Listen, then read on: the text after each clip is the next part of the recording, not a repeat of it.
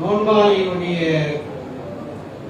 பசி அதை உணர்ந்து 4 நாட்கள், சென்ற ஆண்டெல்லாம் 5 நாட்கள் என்று நினைக்கின்றேன், நோன்பு இருந்து விட்டு அந்த பசியை நன்றாக உணர்ந்து விட்டு நம்முடைய எழுச்சி தமிழர் அவர்கள் இது போன்ற இஃப்தார் நிகழ்ச்சியிலே பங்கு கொண்டிருக்கின்றார்.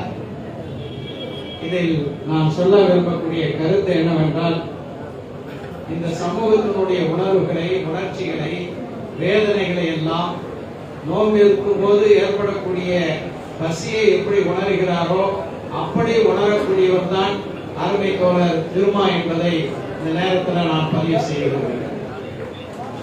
நாடாளுமன்ற உறுப்பினராக பல ஆண்டுகள் சிறப்பாக பணியாற்றியவர், நாடாளுமன்றத்தில் குரலற்றவர்களின் குரலாக தொடர்ந்து ஒலித்தவர்.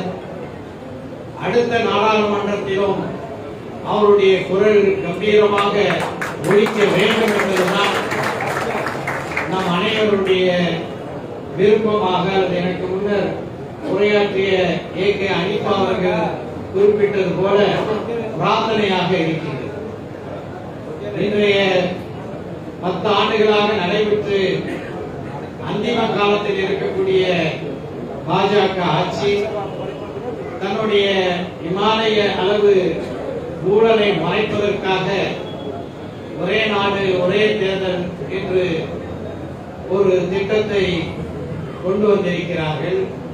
அதே போல குடியுரிமை திருத்த சட்டத்திற்கான விதிமுறைகளை வகுத்திருக்கிறார்கள். பலரும் என்ன எண்ணுகின்றார்கள் என்றால், இந்த குடியுரிமை திருத்த சட்டம் என்பது ஏதோ முஸ்லீம்களுடைய குடியுரிமையை மட்டுமே பறிக்கும் என்று. இல்லை, ஒன்றை தெளிவாக எடுத்து சொல்ல விரும்புகின்றேன்.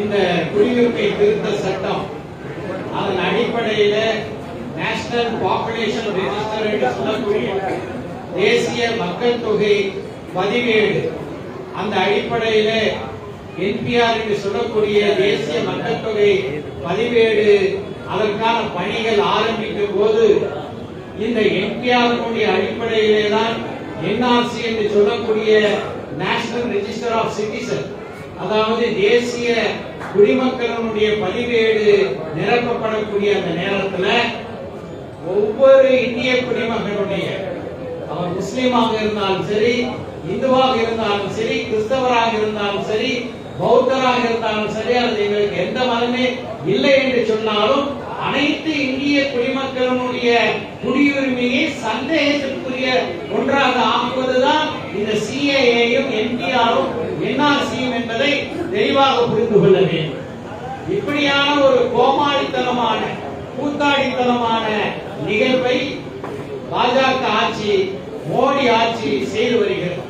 அரசமைப்பு சட்டத்தினுடைய விழுமியங்களை எல்லாம் சிதைத்து விட்டார்கள், சமூக நல்லிணக்கத்தை கெடுத்து விட்டார்கள்.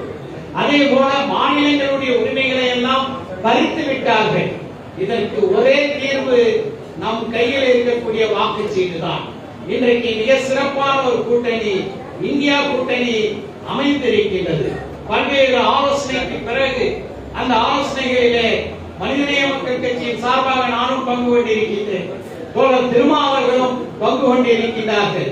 தமிழ்நாட்டில் திராவிட முன்னேற்ற கழகத்தின் தலைமையில அந்த இந்தியா கூட்டணி அமைந்திருக்கிறது.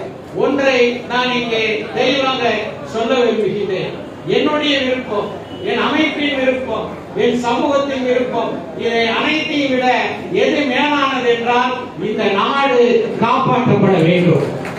விடுதலை பெற்ற விடுதலை வீரர்கள், விடுதலை போராட்ட வீரர்கள் கனவு கண்ட அந்த இந்தியா, அந்த மதசார்பற்ற சமூக நல்லிணக்கம் மேலோங்கக்கூடிய ஒரு செக்யுலர் நாடு, ஒரு மதசார்பற்ற நாடு, அது நீடித்து நிலைத்திருக்க வேண்டும் என்றால் இந்தியா கூட்டணி அமோகமாக வெற்றி பெற வேண்டும். எனவே இங்கும் அங்கும் எங்கும் திசை திருப்பாமல் ஒற்றை இலக்கோடு தமிழ்நாட்டிலே இருக்கக்கூடிய 39 தொகுதியிலும், அதே போல புதுச்சேரியில் இருக்கக்கூடிய ஒரு தொகுதியிலும், 40 தொகுதியிலும் பிரதமர் மோடி படையெடுத்து வருகிறார். இப்போது கூட தமிழ்நாட்டுக்கு தான் வருகிறார். கடந்த ஒரு மாதத்தில் 5 முறை வந்து விட்டார்.